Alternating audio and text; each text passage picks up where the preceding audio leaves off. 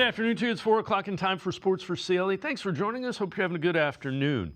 ESPN's Jake Trotter talking about the Browns quarterback situation this year. This from ESPN Cleveland. Shador's got to have this job. Yeah. Come on. I'd be disappointed if he didn't win. What does that say about Shador? If Deshaun Watson is your week one starting quarterback? Right. It says that there's a new offense, and he didn't learn it fast enough, probably is what I'd say. But let me say this. Like, do you know how good Deshaun Watson would have to look in against air and in preseason games? And even then, you're going to put him in. If they have a home game in week one and they trot out Deshaun Watson and he throws a pick on the second drive, what is the crowd going to do, Pa? Oh, they're going to be cheering for Shador to come in. Like, they're not going to be cheering. Well, they're going to be booing. Yeah. And then this is why Joe Flacco didn't come back in 2024 after the playoff season, because they didn't want the crowd to turn on the quarterback. Again, not a whole lot of good will happen if they have to start Deshaun Watson at quarterback. NFL Network's Daniel Jeremiah with his thoughts about the Browns in this upcoming NFL draft.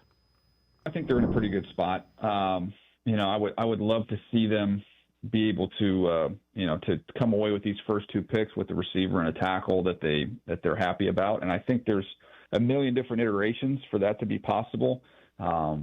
They could also, if they wanted to go the best player available route, you could make that argument as well. But I think this has a chance to work out for them, where they're going to really like what they get, and two guys that can plug and play, preferably on the offensive side of the ball for me, come in there and help those guys out. I tried strongly to make the argument that, there's a chance the best player available is going to be a pass rusher. But the longer we go through the offseason, and the more I kind of look at their arc and where things are headed, and that to me points towards a 27 quarterback. Let's make sure that table's set. They've tried to do their best here with free agency and the offensive line, but continue to fortify that and get another weapon in there. Get a playmaker. Get somebody that does things with the ball in his hand. That's what I want at 6 for the Browns. Josh Edwards, CBS Sports, talking about the Browns' best path in the draft to 6. This from 92.3 The Fan as well. It kind of oscillates between, Monroe Freeling or Carnell Tate at number 6 overall for the reasons that you kind of laid out, which is wide receiver and offensive tackle are the two primary needs for the Browns at this point. But I think, to me, Carnell Tate is just a better player. I feel more comfortable taking him at number 6 overall. I understand that Monroe Freeling is incredibly young and he has immense potential, but I think there's a lot of technical stuff that he still needs to clean up. So it's really complicated for the Browns, because although I think Carnell Tate is a better player, it's also easier to envision a path where they're able to get their wide receiver at number 24 overall. So I can understand why that would be a difficult decision for the Browns if they are dead set on taking those two positions in the first round. I also do wonder if there is a consideration to taking best player available if that is not wide receiver or offensive tackle, because, if a Caleb Downs is sitting there or one of those edge rushers, I know it's not the foremost need for the franchise, but, given what their objective may be for the 2026 season, I'm not sure that it makes a whole lot of sense to bypass a better player in favor of a player that is more of an immediate need. Immediate need doesn't factor into it. They got to get an impact player at 6 overall. And if you're saying what they're trying to do in 2026 is not win, you got a first-year head coach and a general manager that has to win. So they're going to try to win. There is no long-term plan. They have to win, or there will be other people executing the plan. All right, Guardians wrapping up a 3-game series against the Cubs with a doubleheader yesterday. Lost the first game in the second game, trying to take the series down 3-0 in the 6th. C.J. Kefas, an RBI single to make it 3-1. A couple of batters later, still in the 6th inning, Gabriel Arias back up the middle and out into center field. Run comes home. Game tied up at 3. In the 8th also, Austin Hedges, an RBI single. That'll bring in another run. And it made it 6-4. And the Guardians go on to win this one. 6-5 is the final. They take 2 out of 3 from the Cubs. Guardians start a 3-game series with the Royals at Progressive Field tonight. Tanner Bybee will be on the mound against Michael Wacha for the Royals. Cavs facing the Pacers at Rocket Arena. Jared Allen, Evan Mobley, and Sam Merrill all out of the lineup. Donovan Mitchell was not out of the lineup. On the drive, he gets the basket. Mitchell again. This time gets the bucket and gets fouled. Mitchell, 38 points with 16 of 27 from the field. Three-pointer for James Harden as he knocks it down. This time, Harden, little bounce pass to Thomas Bryant for the dunk. Harden, 28 points, 7 assists, and the Cavs win it 117-108. Cavs have 4 games remaining. They're in 4th place in the East, a game behind the Knicks. They take on the Grizzlies in Memphis tonight. We're going to take a quick timeout. Browns are up first. Scott Petrak, Browns beat reporter from the Chronicle-Telegram, and BrownsZone.com is up first on Sports4CLE. Stay with us. Come back to go forward. Back to learning new things. Back to pursuing your dreams. Tri-C has flexible learning options to fit your life. And every year, more than 1,000 local companies provide Tri-C students with real-world learning. The right education can boost your lifetime earning power by hundreds of thousands of dollars. Start now with a college education you can afford. Tri-C, where futures begin. You got so much to do, it's got you feeling blue. Put a little play in your day, 'cause it's fun all over the state. So come on, great games wait for you and me. The Ohio Lottery. Put a little play in your day. Put a little play in your day. I am powerful beyond my wildest imagination. I will define my future. I will keep challenging myself to improve. Because I am a future leader of this great nation. I will be responsible for raising a beautiful family. And educating not only my generation, but many more to come. I will make a difference in my community. And I will stand up for what I believe in. I will not settle for simply chasing my dreams. I will achieve them. Because I was given a chance. An opportunity. A home. At Family, Career, and Community Leaders of America. The ultimate leadership experience. FCCLA has been one of the greatest experiences of my life. It's made me who I am today. Join us. We'll build a new future together.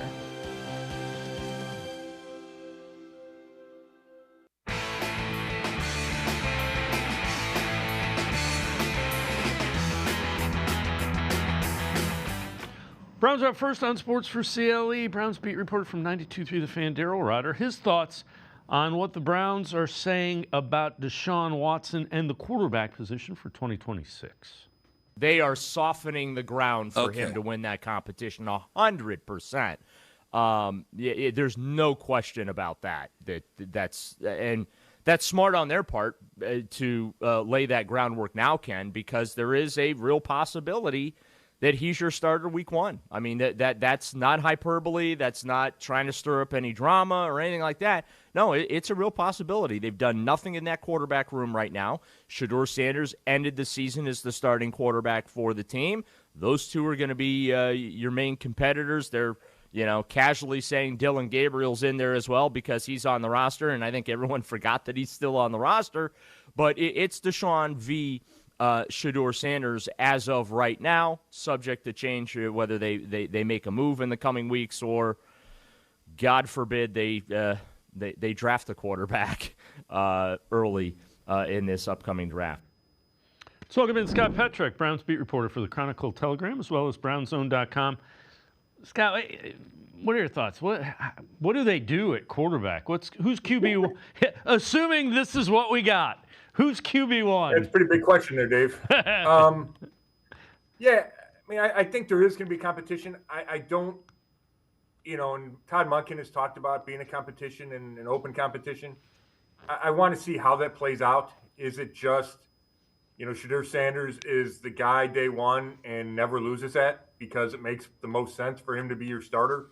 because there's a chance he could be your future quarterback, and there's way less of a chance for Deshaun Watson to be your future quarterback. I think we have to see how that plays out. I would agree with Daryl that the way the organization is talking is at least preparing people and fans for the idea that it could be the possibility that it could be Deshaun Watson, especially when I would say a year ago, 15 months, 18 months, after the first Achilles for Watson, I believe there was a feeling, even inside the building, that Watson had played his last down for the Browns.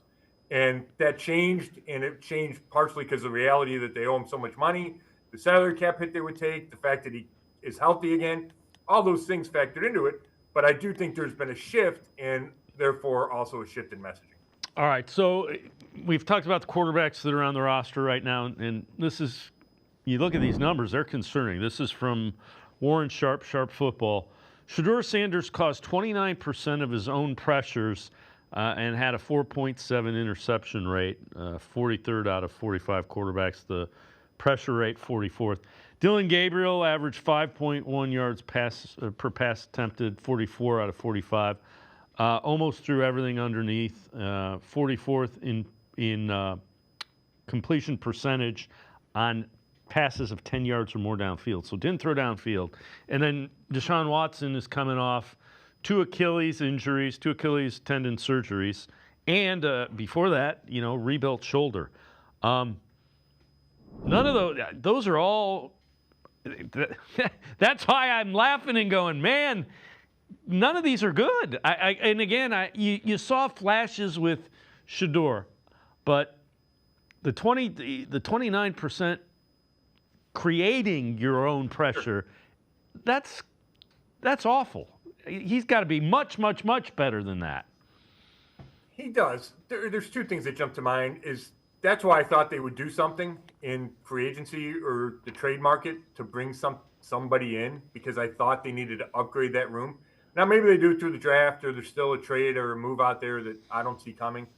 But, you saw the graphic that was just shown. So that's why I thought they would upgrade. They decided not to. Part of that is the contract for Watson, the salary cap situation, trying to build the rest of the team, all those reasons. But, the quarterback reality is a quarterback reality. I do think of those 3 things, for each quarterback, that Shedeur Sanders has a chance to improve both of his. I don't know if Dylan Gabriel is ever going to be comfortable or good throwing downfield. I think he has limitations physically. Deshaun Watson has been so injury prone since he's been with the Browns. It's almost impossible for me to envision him being healthy for a 17-game season. But could Shedeur Sanders get better at that? Learn to stay in the pocket more? The interceptions, obviously that's a high number, and he's got to cut back on those. He didn't throw a lot of interceptions at Colorado, so I think he could improve that. I saw his pocket presence go up and down in those 7 starts, and I saw improvements and then, kind of regression and improvements. So I think of all those, he certainly has the most upside, and I think his weak points can be improved, if not fixed completely. Yeah, that's absolutely fair. Former cornerback in the NFL, Tavis Powell, talking about the possibilities of the Browns adding another quarterback in the offseason. It wouldn't bother me. I mean, I'm always here for competition. I think that makes everybody better. It'd be interesting to see how it would affect Deshaun Watson. I think that to me, if you bring in a veteran quarterback, okay, so now you're telling me Deshaun Watson is potentially going to be your emergency third guy? Because, why would you need to do that? Or are you getting rid of Shedeur and Dylan? Like, what are you doing with that? So to me, it'll raise my eye on that. But like I said, competition-wise, you want to bring a Will Levis or Anthony Richardson in here and compete with Deshaun and Shedeur, that's fine with me. I don't have no problem with that. I'd be interested to see, because they'll probably carry 3. I'm interested to see how they would go about doing that. Are you going to have 3 guys on the roster, or are you going to have 2 guys and then have a practice squad guy serve as the emergency? Like that, to me, it's a lot going on there. So I think that kind of make it kind of tricky. I can't. If they bring in a quarterback, my thought would be Dylan just isn't in what their plans. That would be my guess. Whether they draft one or bring in a veteran, my guess would be Dillon would be the odd man out. You know what, David? I think it depends on who that guy is. I don't think it's a veteran that is the number two, because for $46 million, he's on the roster. That, to me, that seems like the best role for Deshaun Watson is that veteran number two, play if you need, if he's needed. If they draft a guy, if they draft Ty Simpson in the first round, maybe they trade Shedeur Sanders because they would think Ty Simpson is the future, or at least has a better future than Shedeur. Do you want Shedeur as your backup? There's a lot that comes with that. And then if they take a guy in the third or fifth round that you add to the mix, then yeah, maybe they trade or cut Dillon Gabriel.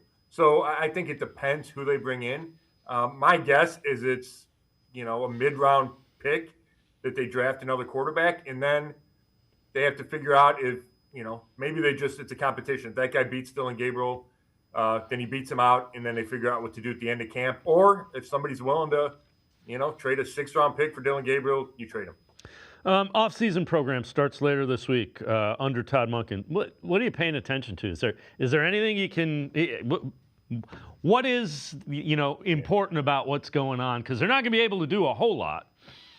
Well, no, I mean the first 2 weeks are all meetings and strength and conditioning, so they're not on the field. We don't get to see them do anything except talk to somebody. I'm not even sure who we're talking to yet. I think from a media perspective, let's say we talk to the quarterback, one of the quarterback or all the quarterbacks.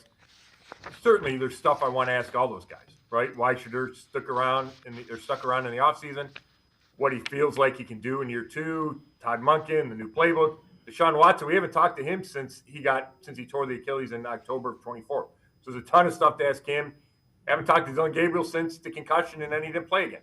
So that, to me, is the interesting thing from a media perspective. I think from a team standpoint, it's how does Todd Monken begin to establish the culture, what he wants to do, install his playbook, right? There's a lot of changes that are coming, especially on the offensive side of the ball. You also have a new defensive coordinator. How does that gel with the guys that love Jim Schwartz? So there's a lot that goes with a new coach. And while, you can't read anything or that much into April 7th, I do think there is some importance to Todd Monken, first day with whoever decides to show up. Scott Petrick and I are going to step aside, take a quick timeout. Other side of the break, we'll talk a little bit more about the Browns roster and some interesting things going on. Sports for CLE. Be right back. Stay with us. Come back to go forward. Back to learning new things. Back to pursuing your dreams.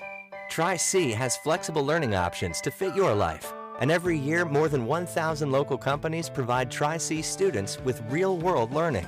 The right education can boost your lifetime earning power by hundreds of thousands of dollars.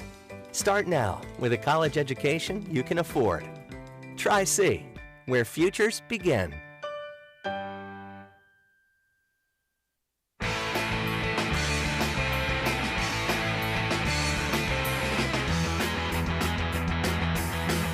We continue talking Browns with Scott Petrick from the Chronicle Telegram as well as BrownZone.com. Tyvis Powell, former NFL defensive back, on Andrew Berry and his job status with the Browns. I feel like AB he's getting more leash. Do your thing. You hit on last year's draft. Do your thing. We're gonna trust you. We got Kevin's not in the building. You can consult with the new coach, Todd Monken. But we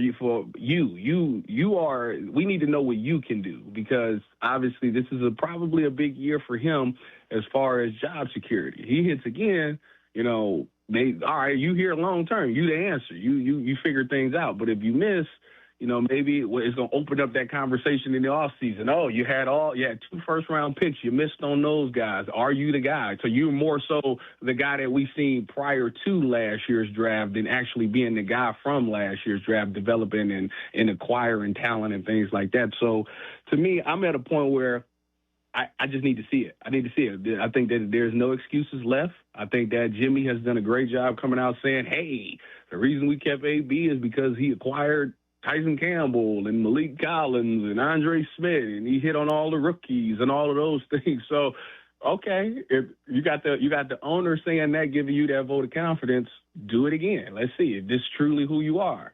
Because if you do it again, now you're putting the Browns in a perfect situation to actually be one of those teams competing for Super Bowls. So I'm giving AB the benefit of the doubt right now. I'm gonna say that he's more so who last year's draft than prior to. You know that it's an interesting concept, Scott. I want to twist it a little bit though.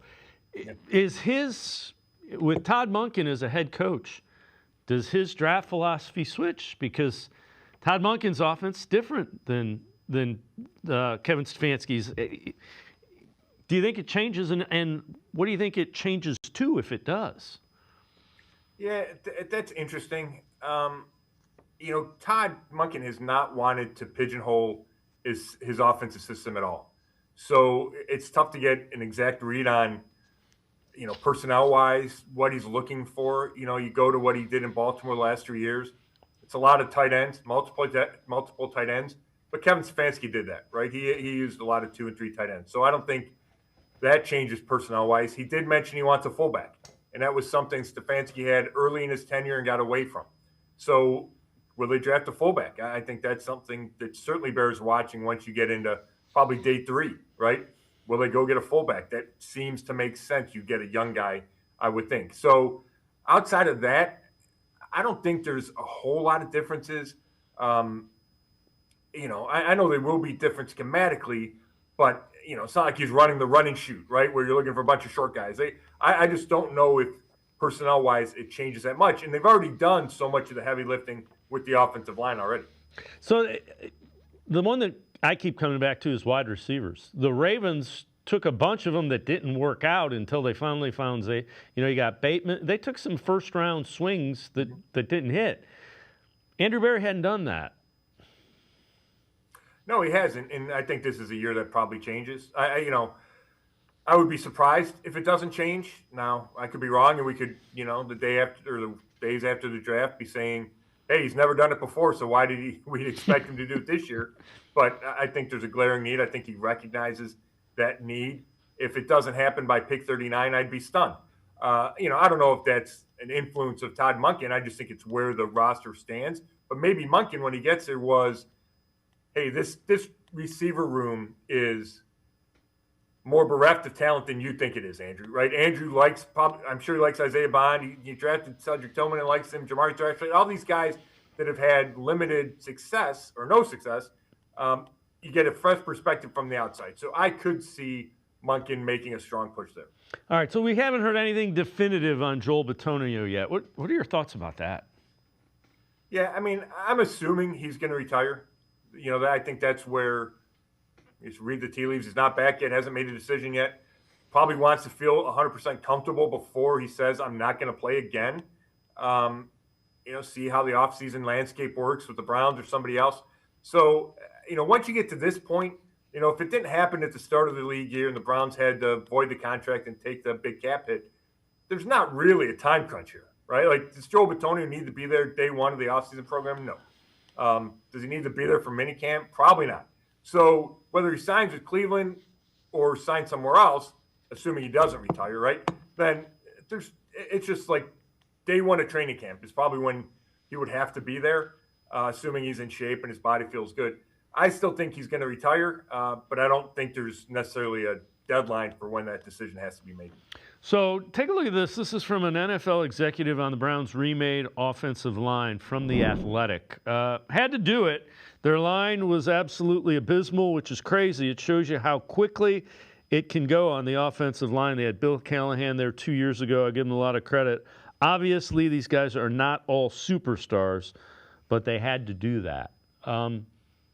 But, that as I read through that, I think that's accurate. I think it's extremely accurate. And they got guys that in the past have been able to play 16, 17 games in a season, which they haven't had.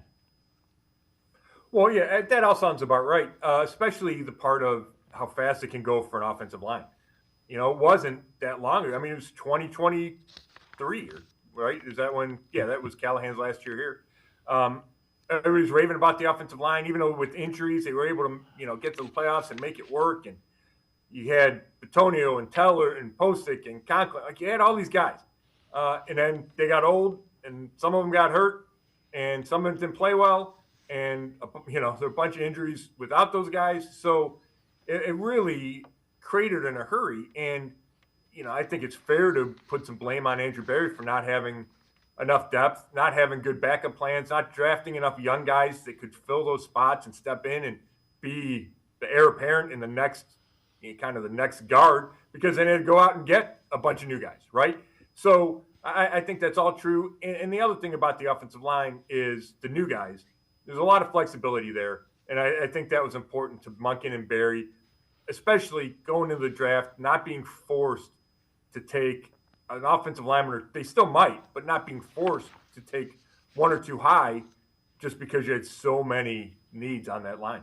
All right, let's head to the voicemail of Truth and Reason. Good afternoon, gentlemen. Ron from Florida. I've been mulling over all this talk about trading Myles Garrett and everything, and it just seemed right, and finally it sunk in what the problem is. Myles Garrett makes every player around him better. If you trade Myles Garrett, you're trading a piece of Malik Collins, you're trading a piece of Mason Graham, you're trading a piece of Carson Schlesinger. That's losses you can't account for. It's not just a straight-up Myles for whatever trade. Thank you for listening, guys. As always, appreciate all the voicemails. Scott, I tend to agree, because what I've said is that's your impact guy. If you take him away, who on the defense are they sitting here and saying, we're not going to let this guy beat me? Schlesinger's good and Denzel Ward's good. Myles Garrett is, he's a foundational piece. He's a Hall of Famer. I think the voicemail was well said. This stuff about taking a piece away, I think he's 100% right. He improves those guys. And, yeah, they help him, right? The interior pressure helps Myles Garrett. But he helps everybody else more than they help him. He's the best defensive player in the league, period. You can make an argument, if you take quarterback out of the equation, he's probably the best player in the league. And, he might be the most talented, period. So there's a million reasons why I don't think it's a good idea to trade Myles Garrett. And you can't give me any that makes them better in 2026. Why doesn't make them any better in 2027? All the reasons for trading Myles Garrett are long-term, that maybe the number of picks you get could help you in 28, 29, 30. And I think that's a tough way to think about things. Scott Patrick and I are going to step aside, take a quick time out. Other side of the break, we'll head back to the voicemail of Truth and Reason. Sports4CLE. Be right back. Stay with us.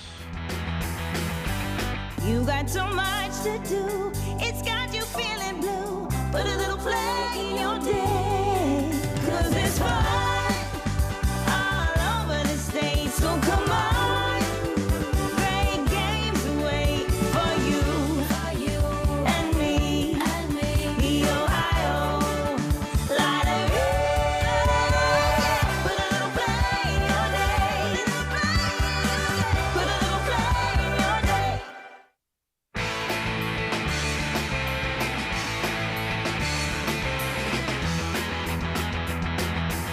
We continue talking Browns with Scott Petrek from the Chronicle Telegram and BrownZone.com. Let's head back to the voicemail of Truth and Reason. Hey, Dave, this is Jared. So what's wrong with the Browns if they pick a good defensive player at number 6, and then later in the draft pick a lineman and a wide receiver in whatever order? Some of those linebackers up at the top would really match well with the linebackers they have now. Thanks. Go Browns. As always, appreciate all of the voicemails. Scott, he brings up an interesting point. At 6, you should really get an impact player. You got. I think I saw somewhere it's 11. They have 11 first-round grades or 12 first-round grades. Most of the draft experts. You got to get a guy that makes a difference. But man, that offense needs a lot of help. Yeah, it's an interesting discussion, because I think there are guys that are going to be there at 6, or if they trade down, that can help them at offense and are worth that pick, right? Whether it's Carnell Tate or Mekhi Lemon, or pick one of the offensive linemen, right? So I don't think it needs to be a defensive player just for value sake, but it's a long time discussion whether or not you take the best player, and regardless of position. And I think we've talked about this. Position of value is so important that I think that should factor into it. So, if organizationally you don't believe in a receiver at 6, then maybe you don't take one at 6. But do you believe in a safety at 6? Maybe you only believe it in left tackle, quarterback, pass rusher, or corner at number 6. So then what do? You take a pass rusher? I'd have a hard time picturing them taking a pass rusher given Myles Garrett. So I do think there's nuance to that debate, and I fully expect the Browns to take an offensive player there, but I would not rule out defense just because Andrew Berry's open-minded, and I don't think he would force – let's say the top tackle's gone and he doesn't love Carnell Tate. Then I don't think he would force it, and if he's unable to trade down, I do think there's a possibility they take a defensive player at 6. That's fair. I am, and I've said it earlier, I'm get me a playmaker guy. If you think that Caleb Downs is the next Ed Reed or the next guy that is going to take away the middle of the field from an opposing offense, I guess you got to take a guy like that, don't you? Yeah, if you think he is, right? But what if you don't? What if you think he's the 12th best player and you don't love taking a safety in the top 10, then he's out of the equation at 6 for me, right? If the Browns felt that way. Now, if they thought he was Kyle Hamilton, then yeah, you can have that discussion. I tend to think that's too high for a safety, and I think it's too high for a guard. I think it's too high for a running back. That's me. There's other people and plenty of smart people that feel differently. So, we can have our own opinions. I do think it would have, in this year, where the Browns are, having heard Andrew Berry talk about devoting the resources to offense, I think it would take a special circumstances for them to take a defensive guy. Yeah, and I would agree. The guy's got to be, he has to be, and we throw generational around. If you're going to take a defensive guy at 6, he better be, I won't say Myles Garrett, but he better be in that vein of defensive player.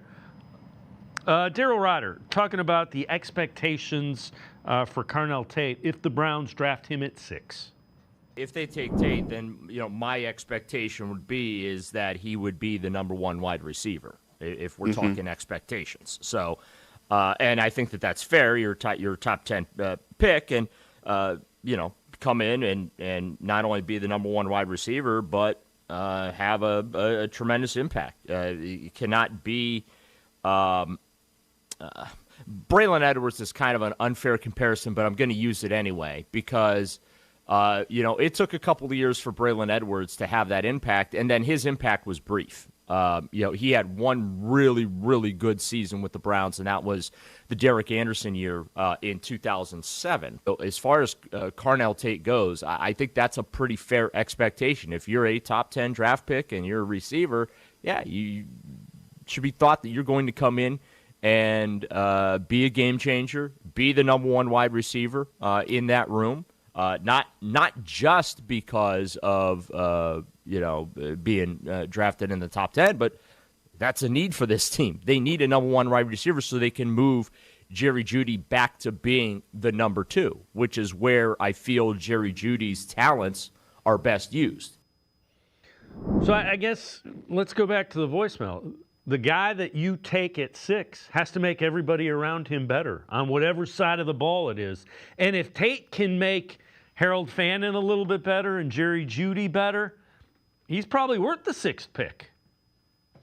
Yeah, I think that's fair. If you think he's that kind of player, right? I mean, a lot of that comes down to that. How do you view him? Is he better than Mekhi Lemon, right? There's some analysts out there that think Mekhi Lemon's the better prospect. I thought Carnell Tate was really good at Ohio State. I thought he played bigger than the 6'2". I was surprised when he measured 6'2". I thought he played like he was 6'4", and I think that's a credit to him. Would I love if he was 6'4" and not 6'2"? Sure. He's not the fastest guy in the world. One of my buddies said, okay, is he T. Higgins? Well, I don't know if you take T. Higgins at 6, but you'd be happy with T. Higgins, right? But you sure as heck take Jamar Chase into Chris Easterling from the Beacon. This was his comparison. If it's Jamar Chase, yeah, then he's a top 5 pick, right? So it's how you view this guy, how you view these prospects. Do you like him better than Mekhi Lemon? But yeah, if you draft any receiver at number 6, he's going to be expected to be the number 1. Maybe not day 1, but certainly pretty quickly, he's going to be expected to be a day one or your receiver one, and also like a Pro Bowler. That's what comes with being drafted that high. Yeah. And that's absolutely what the bar should be if you're taken in the top 10 of the NFL draft. All right, this is ESPN's latest mock draft. So they had alternating guys. They had Jordan Reed, Matt Miller, Mel Kiper, Field Yates. Matt Miller made the pick at 6 for the Browns. He went Mekhi Lemon, wide receiver. Field Yates made the pick at 24. He went Caden Proctor, offensive tackle from Alabama. And then Jordan Reed went Prognon, the offensive guard from Oregon. I am partial to Mekhi Lemon. The comp to him that I see and I think is pretty accurate is Amon-Ra St. Brown. Out of the slot, he's a guy, I've seen him play a number of times. I don't know why I watch USC football, but I did. And I was shocked that he was 5'11". I thought he was 6'3", 6'4". Contested catch guy. What kind of wide receiver do you think opens up this offense a little bit? Yeah, you know what? I'm not sure it matters, David. Like, I love the big, tall guy that can, I mean, everybody does, right? Give me 6'3" and can stretch the field.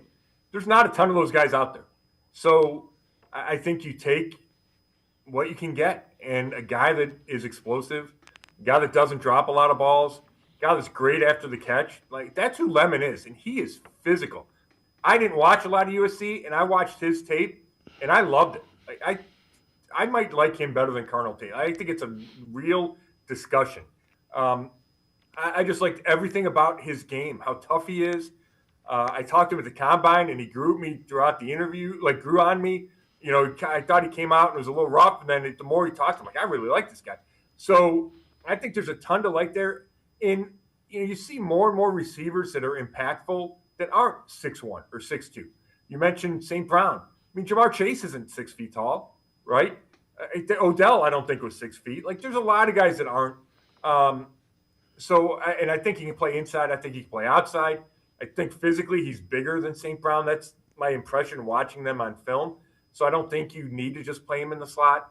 So I think that draft, I don't know much about that guard from Oregon, but I think Proctor's got huge upside if you could get him at 24. And I don't think Lemon is a big reach at 6. I love him. I like him better at 10, right, if you can trade down and get something else. But if you had to take him at 6, I wouldn't hate that pick. Yeah, I am Team Lemon, as I've said a number of times. I haven't watched tape of him. I watched him play, and every time I watch him play, I'm like, this guy catches everything, and then he runs after the catch. He grabs your attention. Scott, man, as always, man, I appreciate it. Thanks so much for the time and the insight. Appreciate it. Thanks, David. Scott Petrick, make sure you check him out. Brownzone.com on the internet. He is the Browns beat reporter for the Chronicle Telegram. Always good and insightful Brown stuff. We're going to step aside, take a quick time out. We continue talking Browns as we will check in with Pete Smith from the Orange and Brown Report. Sports4CLE, be right back. Stay with us. Come back to go forward. Back to learning new things. Back to pursuing your dreams. Tri-C has flexible learning options to fit your life. And every year, more than 1,000 local companies provide Tri-C students with real-world learning. The right education can boost your lifetime earning power by hundreds of thousands of dollars. Start now with a college education you can afford. Tri-C, where futures begin.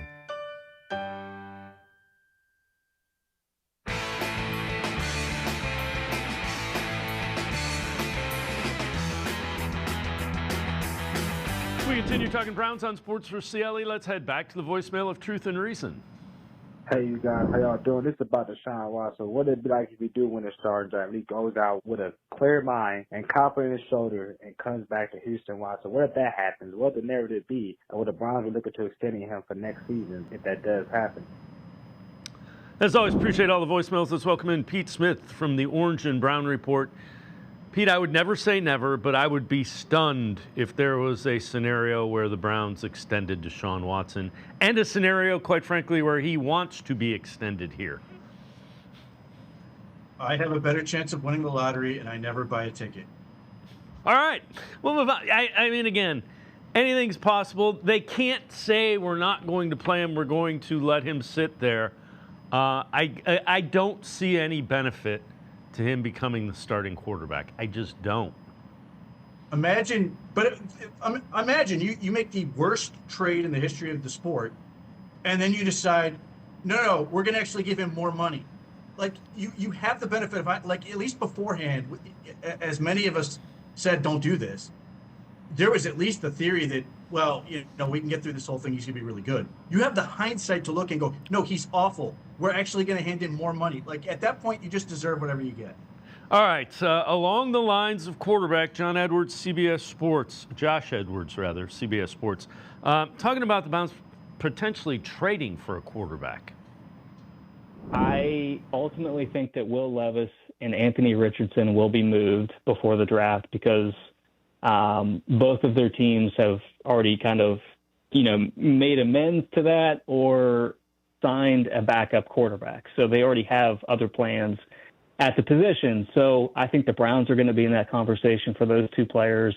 I think, a team like the Packers who are trying to replace Malik Willis are going to be in that conversation.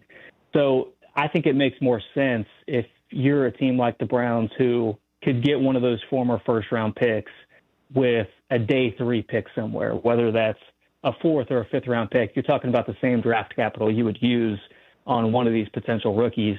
That's a more worthwhile dart throw to me than going down the route of a Carson Beck or a Drew Aller. I think the only thing that kind of makes me a little bit interested is the fact that Beck has a relationship with Todd Monken. That would be kind of the only real consideration there for me, but I would be more interested in one of those two guys, and that, of course, fills out your quarterback room for the upcoming season. Yeah, I don't know. I kind of feel like I've seen enough of Anthony Richardson and Will Levis to know they struggle playing quarterback in the NFL. Well, I mean, I've said this before. I think Anthony Richardson is the least Todd Monken quarterback I think of, simply because he literally took himself out of the game for being too tired. And Todd Monken keeps talking about, well, it's 4th and 1 every day. It's not 4th and 1 ever for Anthony Richardson, seemingly. I don't think he's going to lead a team. I don't think he's credible in that regard. And most of the teams he's talking to seem to be primarily in a backup role to sort of give him time to sort of fix what's wrong with him. Will Levis, I think there's a compelling argument for it. Not that I'm interested, because for the same reasons, he hasn't been very good. But he does have a big arm, and I think that is appealing to Todd Monken. Do I think it's going to happen? Maybe. It's more in that similar trade bucket as Kenny Pickett was last year. You trade a 5th-round pick for a guy, see if he can do something, and then there may be a scenario down the road where you trade him again.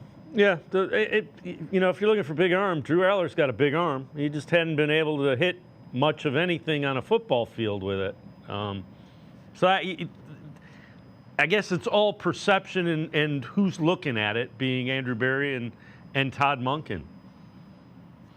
When it comes to Drew Aller, it's all about how long it's going to take for him to realize what he can be. I think it's going to take years. And I don't know that the Browns are in a position to do that, given that we just went through a whole year of people complaining about the 5th-round pick getting first-team reps.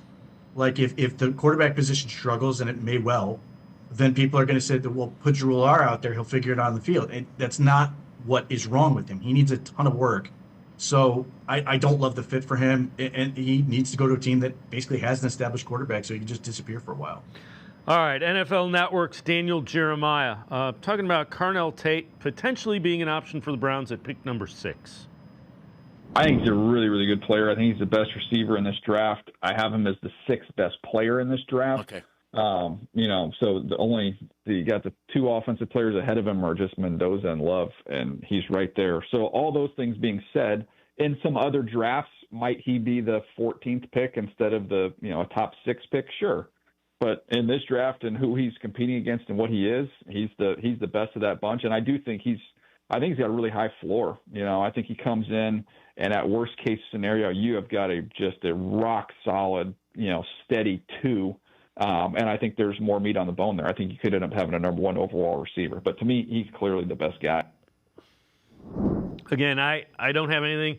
It's all in what you're looking for. The only concern I have about Tate is there's a guy named Jeremiah Smith who's played across from him. And that's probably not fair, but I think you got to look at that when if you're asking him to be a number 1, he's never been a number 1.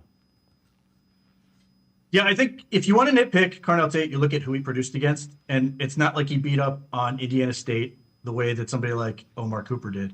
It's lower level Big Ten teams, and that's if you really want to nitpick. He's really good. He runs good routes. He's big and strong. He blocks.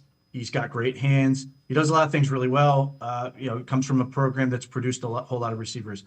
So it's hard to argue. I think the thing with Carnell Tate, he's very easy. You know exactly what he is, and you can plug him in and operate that way. And that's, I think, part of the appeal. That's where, people like me, I like Mekhi Lemon, and I think it's a little bit harder for sort of people to conceptualize what that's going to look like.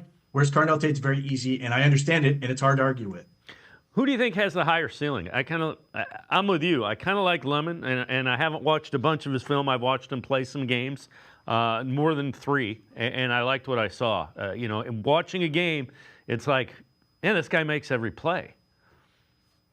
Right. So to me, I think upside is determined largely by what they did in college relative to historical data, and Mekhi Lemon produces like somebody could be all-pro. Carnell Tate did not. That doesn't mean he can't reach that level, just he didn't do it in college, and you are basically counting on the fact with an increased volume that he's going to become that player. And there's a world where that could happen. But just in terms of what we've seen, what has been done, what has been proven, Mekhi Lemon's got the higher upside. All right, let me ask you this, and I know you've written an article about it. Jeremiah Love, running back from Notre Dame. You heard Daniel Jeremiah allude to him a little bit. Anyway, you see him going 6 to the Browns. No. I mean, he's great. And I make that very clear. He's fantastic, and he's easily the best running back in the class. He could be a franchise player, all those things. The Browns are overhauling the entire offensive line. They don't have a single guy who played last year, unless you're counting on DeJuan Jones to come back and start. They're not playing a single guy back there. You don't have that to bank on. The history of running backs taking that high is grisly in terms of not necessarily return on investment, but in return on investment for the initial team. Saquon Barkley goes to the Giants. He's supposed to carry that team. He ultimately walks in free agency after they make the playoffs once. He signs with the Eagles. The Eagles built their franchise the right way, a whole bunch of linemen. He runs for 1 million yards, and they win the Super Bowl. You look at what just happened in Seattle. They win the Super Bowl. They let their running back walk. Derrick Henry, great with Tennessee, but it always sort of runs out of gas. He goes to Baltimore. He's even better. The history of running back position, typically with these guys, is they're way better for their second team. So the Browns should avoid any thought of being the second team, which doesn't even begin to address the whole economy of scarcity and all the things that they need to get. Quarterback, left tackle, receiver, these things are really difficult to find. You don't walk into free agency and get these guys. We just saw Kenneth Walker sign to a big premium deal. I already mentioned some of the other backs that you have gotten in free agency. These guys can be had in free agency. The guys that Browns can't get are the ones they need to draft. All right. A guy that was a Brown who still looking for a team, cornerback Martin Emerson, and it is being reported by Ian Rappaport after he misses all year with torn Achilles. He is visiting the Texans, heading into a contract year, free agent, after starting 27 games for the Browns before that injury hit. So, again, that's a team that would seem to be a pretty good fit for Martin Emerson, being the Houston Texans. Yeah, the thing I note about it is, Martin Emerson's whole thing seemingly is he wants to go to a place that he can potentially start. He would be going into a place with Stingley, who's not going anywhere. He just got paid a substantial amount of money. They've got Kamari Lassiter, who was a former second-round pick. They've got Jalen Petrie, who plays the slot and is arguably the best in the sport in that role. So if Martin Emerson signs there, he's got to theoretically beat out Kamari Lassiter for that job.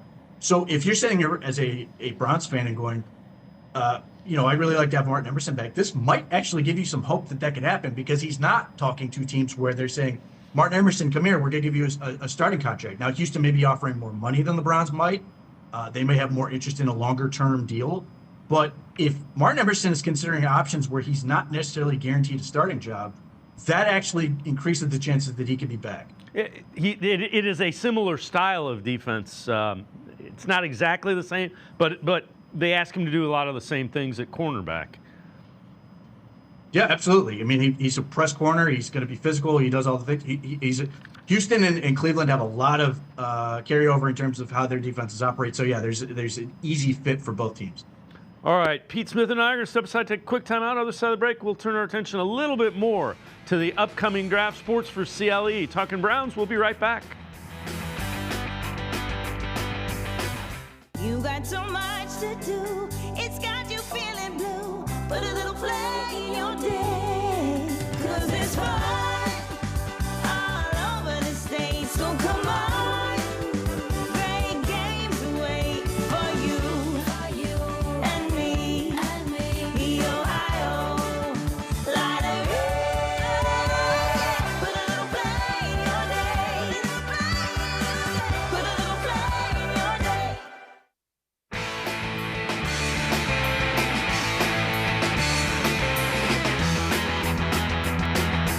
We continue talking Browns with Pete Smith from the Orange and Brown Report. Tyvis Powell, former NFL quarterback. On the Browns and where they stand with the NFL draft. I think trading back and getting more picks is always great. Just depends on if the person that you want is still going to be there at 10. The thing is, I wish we could put our roster in a position where we don't have to draft for need, but we can draft for best player available, because the draft is the only place that you're going to get generational talent for cheap, So I wish our receiver room was better, because if the receiver room was better, I feel like people will be more open to this. If we had more, if Jerry Jeudy was the actual Jerry Jeudy that we thought he would be when he came out, like, will we be sitting here clamoring for Carnell Tate or any of the other receivers? No, you'd be like, we got a pretty good wide receiver. We got Harold Fanning. We could go out and get the best player available, right? If Jed Wills turned out to be a premier left tackle and he was a franchise guy, we'd be talking a different tune. And I feel like it would just change the way people thought about the draft. But because we got so many holes, quote unquote, to fill, it makes people scared to take the best player available, the generational talent, the guy who could potentially have the Hall of Fame career. He forgot to mention Deshaun Watson. If he worked out, that would take care of the quarterback. Pete, here's the question, and I'm curious your thoughts on it. How do you weigh a guy that you think is generational talent with a really good player that you really need to upgrade that position? Well, I think all this has to be looked through in terms of what is that actually. I mean, we throw this term around a lot. I mean, are we actually saying that somebody's a generational player? If it's Jeremiah Love, is it Caleb Downs? Because we've seen a lot of those guys who are really good. Bijan Robinson is not a generation ago. Kyle Hamilton is not a generation ago. So, yeah, I mean, there's an understanding that if you can get a premier player that you should do it. But positional value does matter because of scarcity. It comes down to your ability to get these players. So, yeah, it's theoretically easy to make the argument, well, this is the best player, we should take them. But I think part of this is hype. And that's, again, I think Jeremiah Love is tremendous. I think Caleb Downs is a really good player. But, is anybody going to tell me that is anybody making the case that Francis Mauigoa is a generational guard? Because he probably is relative to those other guys. And if that was the case, why isn't anybody making the argument for him? Because in the grand scheme of things, guard would still be more valuable than safety theoretically, and definitely running back. So you get lost in this whole argument of trying to define terms and then deciding who gets to be generational and who doesn't. Yes, ultimately you have to make the decision on what's the best player available. And I think that's ultimately how the Browns are going to work through this draft. That's why they picked Mason Graham last year. But you have to have some sense of what's going to be potentially available in the same draft. So, for example, if we're talking about offensive line, the idea of you have to take a tackle at 6. Well, that depends. What do you think is going to be available at 24 and all these other things? So it's a convoluted conversation that you can really lose yourself in. Ultimately, I think the idea is that you have to pick players that are going to make sense for what you want to do, and you expect them to be very good, because it would be disappointing if you get a sort of a non, I don't even know if star is the word, but just you get a player that's sort of underwhelming and not a multiple contract player with 6th pick in the draft. There is some weight to that. Do you think the positional value slides a little bit because of Todd Monken? And I keep coming back to this. It doesn't seem like there was a lot of positional value for wide receivers in the previous drafts because you haven't taken one before the 3rd round. Now, I know you traded some picks, but it seems to me like there should be a bigger emphasis on wide receivers in the NFL. Well, I think there should be too, but that's by virtue of the fact it's a premium position. Like we just saw the insane numbers paid out to some of these guys, and the guys that actually made the open market got huge contracts for guys that are, fine. They're, 2s and 3s maybe, but they're really difficult to get. Jamar Chase is never going to hit the market.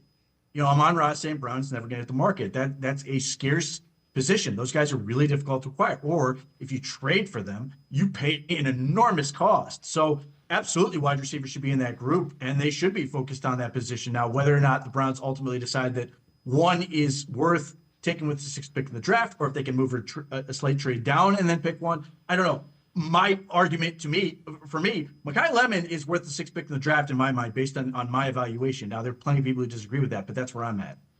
All right, this is from the Bleacher Report. Brian Thomas Jr. trade scenario.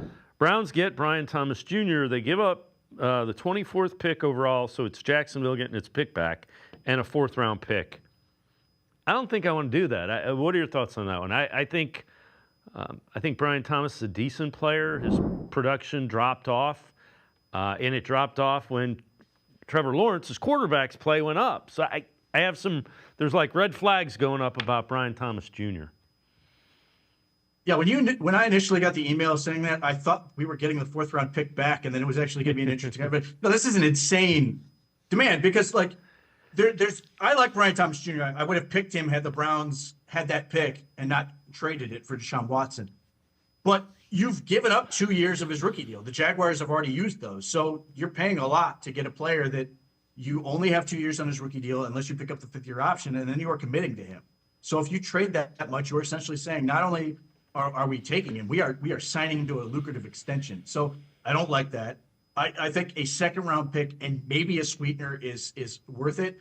I just think the 24th pick is worth too much. And I don't think that the Jaguars are really in a position to demand this much. I think the Browns can be patient. And depending on how this goes, there's a world where the Jags continue to not get enough out of Brian Thomas Jr. and then take a whole lot less for him. The pattern you may follow is Jerry Jeudy. Because, multiple years ago, there was a time when the Denver Broncos were demanding a 1st-round pick and then a 2nd-round pick. And at one point, the Browns were seriously, allegedly thinking of giving up a 2nd-round pick for Jerry Jeudy.